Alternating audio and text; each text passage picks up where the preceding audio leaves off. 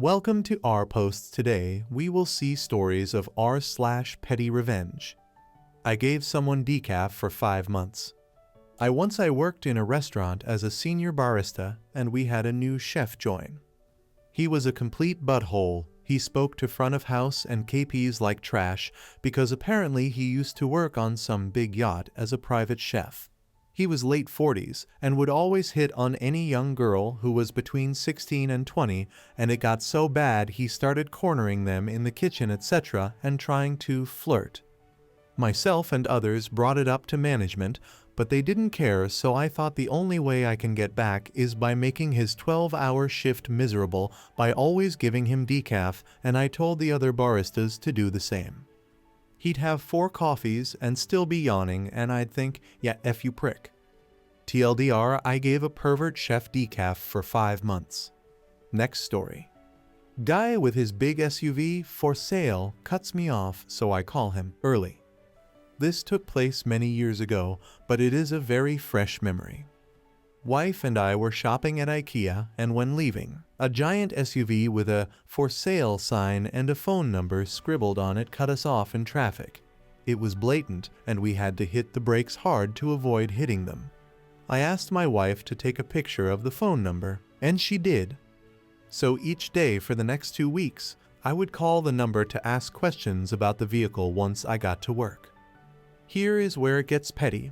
I get to work at 5:30 am. So for 9 weekdays, I get every other Friday off. I called the number at 5:30 from a phone far from my office in a common area.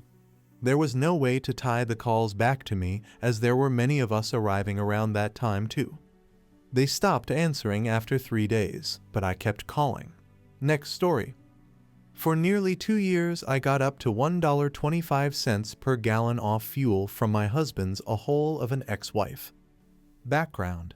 My husband's ex-wife lives about an hour away from us with their kids, and I would drive them to school on the weeks when they stayed with us.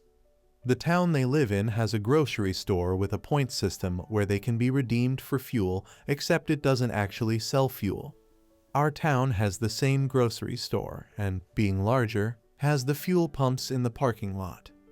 X is an awful person who worked really hard to alienate the kids from us. I say worked because they are older now and able to see what she is doing. She regularly bought all of her groceries at this particular store specifically for the fuel rewards and would save them up to fill her vehicle in our town when she would make the trip. The rewards card she used had been set up under my husband's old phone number, so I would fuel up, enter the phone number, and drive to my favorite, less expensive, grocery store. It took about 2 years for her to realize she rarely got any sort of discount and for her to stop shopping there. I was a little bummed, but I was no longer making the drive to school so. Next story. I hope she enjoys the eggs. First, I have a non-visible disability that sometimes acts up. Today I went to a grocery store, parked in a handicapped spot. I have the plates, and grabbed a scooter. When I got out of the car, a lady started yelling insults at me for using a spot I'm not entitled to, and got worse when she saw me take a scooter. Going through the store, she kept coming near me and making nasty remarks. The entire time, I ignored her. Finally, I get to the egg section. I needed several dozen, and the 18 counts are on sale. So I am going through them to make sure the packages don't have broken eggs. Since I was blocking access to the door, I helped out others with getting their eggs and making sure they didn't have any that were broken. The packages with broken eggs were stacked up on an empty shelf. She comes up and says, "Are there 18 in there?" as if she never heard of checking the eggs for damage, and demanded I get her 2 packages. So I just grabbed 2 packages off the top of the discard pile and gave them to her, and she put them in her cart and went away. Next story. You want me to pay for repairs to the HOA roof? You can't handle the HOA roof. TLDR, after fighting HOA about illegal activity and special assessments, I bought up all domain names with building address, then I moved. When HOA demanded I give those domains up, I told them to kick dirt or pay me. Well over a decade ago, I lived under the nasty, petty, vindictive thumb of an HOA, I mean, who hasn't? Am I right? I had clashed with the board for years over illegal special assessments and failure to ever enforce rules against board members' friends. My crowning achievement was forcing them to either grant every homeowner full, unfettered access to all roof patios, or limit roof repair expenses only to those units who wrongfully claimed the roof areas were a part of their units. Despite the fact that their deeds did not grant them private rights to roof areas, each homeowner on the top floor had fenced off their roof space and, in one instance, built an unpermitted sunroom. Additionally, I reported the sunroom to the city and it had to be removed because no permit, too heavy for roof, causing damage to roof. The same damage that the board wanted everyone to pay for. It was a lot of time and energy just to fight people trying to screw us. Eventually, I was ready to sell my condo. Because I was selling for sale by owner, I did my own marketing. As part of my marketing, I bought the domain of my unit number plus street name and built a website for the unit sale. While doing so, I noticed that com/net/org domains for the building's street address were available for purchase, so I snagged those too, as well as streetnumberstreetnamehoa.com/org/net. And I sold the place and moved out. 6 months or so later, I received an email from the HOA board president asking if I owned those domains. I replied that I did. She told me they belonged to the property, and now that I didn't live there, I had to turn them over. I told her she needed to replace the HOA's lawyers if they told her that, and the board was welcome to purchase the domains from me for the tidy sum of $5,000. Why $5,000? Because that's the amount they wanted each homeowner to pay in special assessments for the roof repairs needed from the illegal sunroom and fencing. Next story. Saw someone get honked at and pull the best petty revenge move. So I go to 7-Eleven to get some petrol, and as I'm about to get back into my car, I hear someone honk their horn. I turn around to see an intersection with 2 cars in the turning lane. The car in front, a black dark gray SUV, and the second the honker in a white pickup. The honker blasts the horn again. I look up and see the turning light is on red. This idiot was honking on a red signal. For some reason, I decide to keep watching. Glad I did. The light turns green and another car gets into the turning lane, and the guy in front isn't moving, and the honker as well as the car behind start blasting the horns.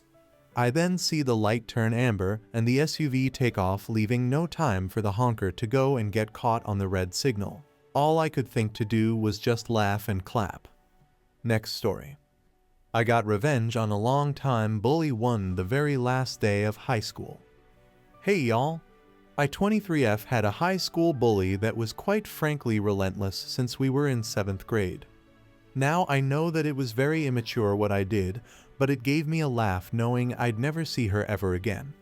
My elder sister came to visit and brought stink bombs, not the kind that needed to be lit, or the sprays. This stink bomb was in a thick glass, almost bullet-shaped casing. All you do is step on it or sit on it, and the liquid inside practically imms itself into whatever object it touches before it dries. With the help of a friend, we were able to sneak it into the top small pocket of her book bag. This is important to the story because she would always sit on her backpack since she didn't like the way the chairs benches felt on her ads. Don't ask me why, I'm not sure. But on graduation day, that's when we executed our plan and all we had to do was wait. They had us all in the gym to inspect our attire before the ceremony began. Will little Miss Priss decided to sit on her bag while she was waiting, and crack boom, the stink bomb broke and seeped through the bag and onto her gown. She had to do the ceremony smelling like straight sewage. Unfortunately, the poor people beside her were gagging and almost throwing up during the whole thing. She never found out it was me, but seeing her embarrassment was satisfaction enough for me. Next story. Try to make me look bad? Nobody will see you. Or why you should not upset the official photographer. This happened a few years ago. I was one of about 5 teachers in a summer camp. One of the teachers was very young, just out of university. As often happens, he thought he was the best. For some reason, he started complaining about me behind my back, never to my face, and making a big deal about miscommunications.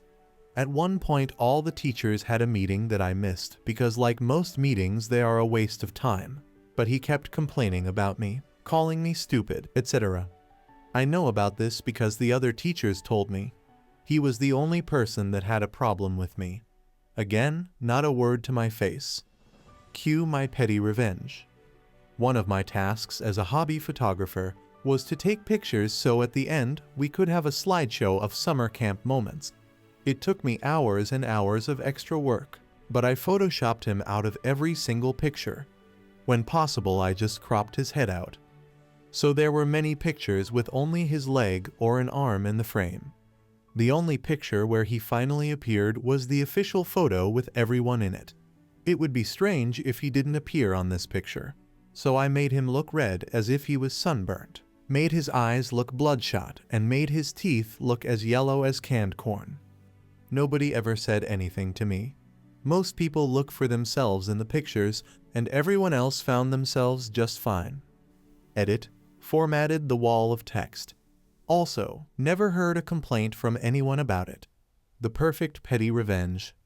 Next story. Insane coincidence ruins a friendship. This is completely true, and the only reason I am posting it is because it actually happened. I know it is insane and many people will challenge it, but it happened, and if I made it up, it would have a better ending. It happened around 1989 in Alabama. I was about 19 and I had two good friends named Brian. I will call them Good Brian and Bad Brian.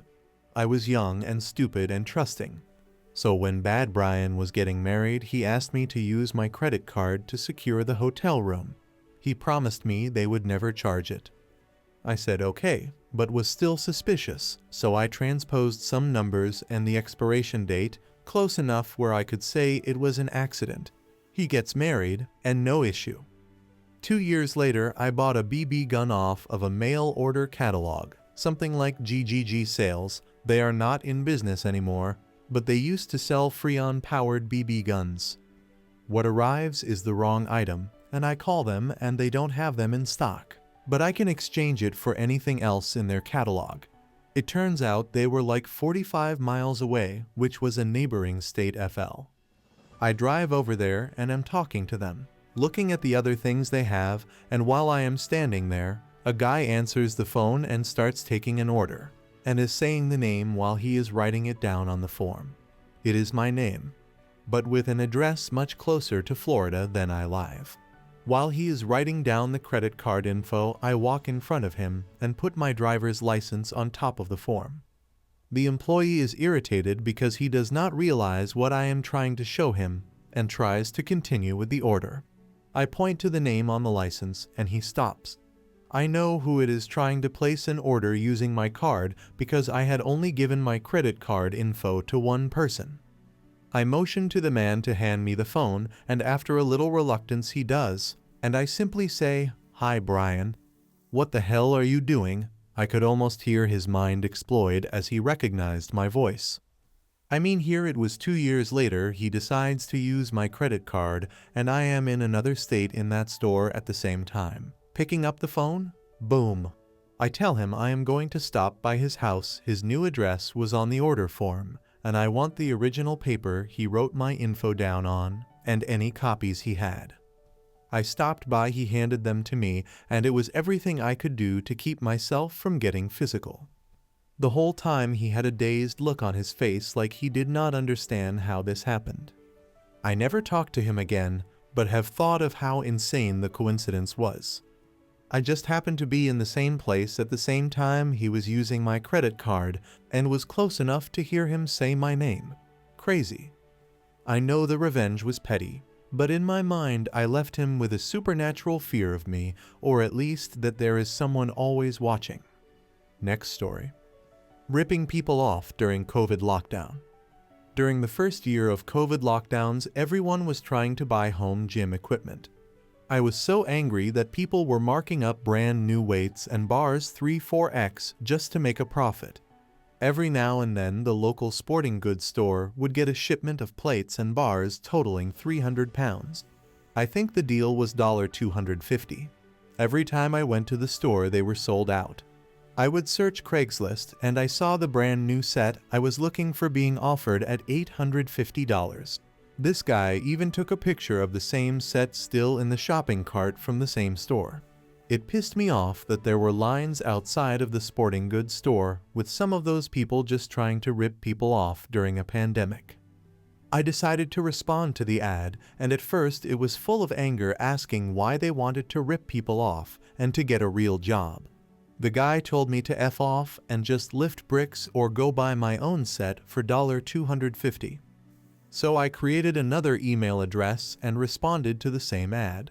I asked if he could meet me somewhere because I was interested. He told me he got off work at 4 and would have to load the weights into his truck. He kept asking for my phone number and I said I'll reply with it when it gets closer to 4 p.m. I never did include my phone number, but kept telling him I'd meet him in a mall parking lot. I chose a place about 25 minutes away from where he was located and close to me just so I knew he would have to drive a decent amount. I responded to him through Craigslist and told him I was running 15 to 20 minutes late, but on my way, and asked what car I should look for. I wanted to waste more of his time, too. Knowing what car it was, I drove by and saw him waiting outside his SUV with the hatch up and the 300-pound box of weights and Olympic bar. I sent a final email to him saying, "Hey, sorry, I drove by the sporting goods store on the way and just found the same set you're selling on sale for $250. Edit to add. I remember the BS email address I made was like so saw why or something along those lines. Next story. Petty revenge on my dad and his fiancée. My dad has always been the absent kind of father who never paid much attention to me or mom. Don't get me wrong, he was never abusive, just kind of out there free thinker, jazz musician by trade, and so on.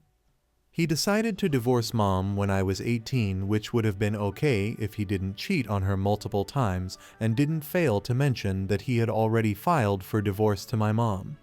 I guess you can imagine that receiving the divorce papers from a random postman one fine morning is not one of my fondest memories. So my parents divorced, mom was devastated, but everyone moved on. Dad married one of the singers he had cheated with prior to the divorce, and we just kind of let it go. A year ago, my dad and his now wife got a child, a small baby boy who I can proudly call my brother.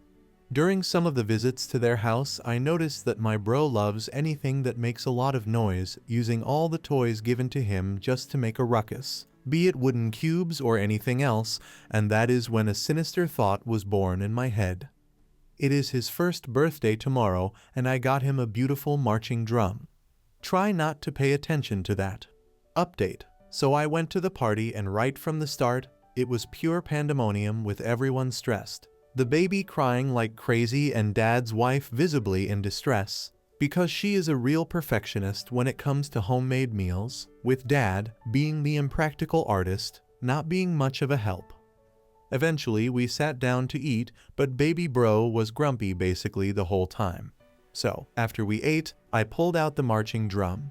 Dad and fiancé were visibly upset and probably kind of figuring out the way to tell me that this was not an appropriate purchase, and then, out of nowhere, bro's godmother singer and pianist, yes, another one, spoke up and said that this is a really good gift, because he likes to bang all his toys anyways. So, even though reluctant at first, Dad took the drum and started playing some simple patterns.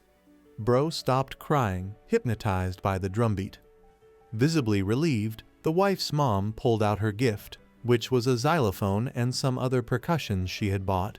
Everyone took one instrument and we kind of tried playing together, effectively calming my baby bro down and preparing him for the bedtime. I guess I did not expect that it would end in such a wholesome way. Also, thanks to everyone for all the cheeky recommendations. I will be sure to up my game this Christmas. Next story. I intentionally gave a cheater wrong answers. So my first engineering degree was in mechatronics engineering. It was the last semester and we were in an industrial mechanisms class. The entire time I had gone to college, there were two guys that we will call CJ and Solomon because that was their real names.